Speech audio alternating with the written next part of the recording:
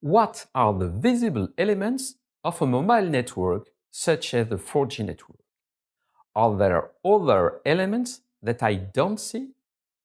These are the questions we will answer in this video. We know the first element. Well, because we carry it with us. It's the terminal, the cell phone or smartphone, like this one. This terminal is called a UE for user equipment in the LTE standard. Within the framework of this course, a terminal can be referred to either as a UE or a cell phone. To work, it must be equipped with a SIM card inserted in it. The SIM, or Subscriber Identity Module, contains the subscriber identity unique throughout the world. It also contains data about the subscription. In France, the SIM card is property of the operator. This card is called a USIM or Universal Subscriber Identity Module in 3G or 4G. However, in the videos, we use the acronym SIM because it is simpler and often used indifferently for 2G, 3G, and 4G.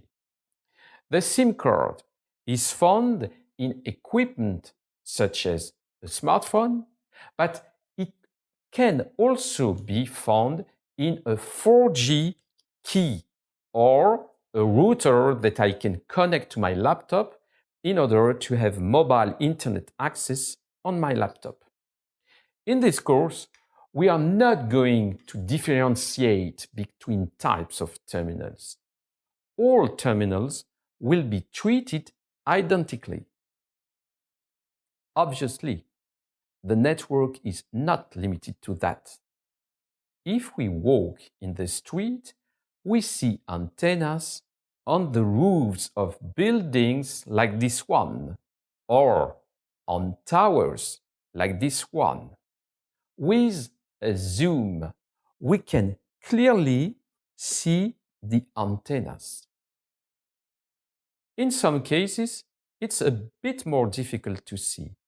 But here, we have an antenna on this church. If we zoom in, we can clearly see the antennas on the bell tower of the church. If we pay very close attention, in some cases, what we see is this: antennas on a mast, and beside it, a technical cabinet. What we see are antennas. In other words, a radiating device that transforms high-frequency alternating current into electromagnetic waves, or the other way around. In the technical cabinet, if we open the door, we see a set of transceivers that will enable radio transmission between the terminal, which is also a transceiver, and the network.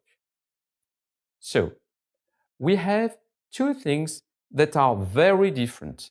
A base station, that is to say, a set of transceivers which is located in a place to cover the area around it, and the antenna, which is, so to speak, the tip of the iceberg, the radiating device. Terminals around the base station can communicate with the base station by radio transmission. In 4G technology, a base station is called an eNode B.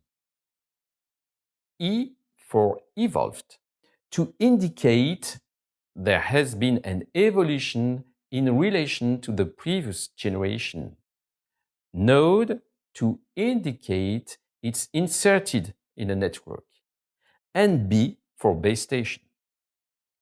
A mobile network isn't limited to antennas. It's a group of base stations spread out over a territory.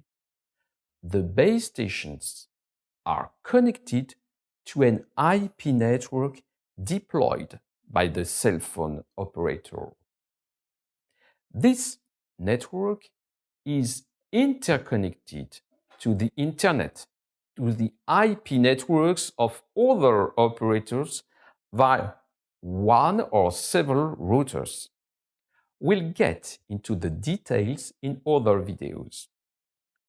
We have two subnetworks, the access network and the core network.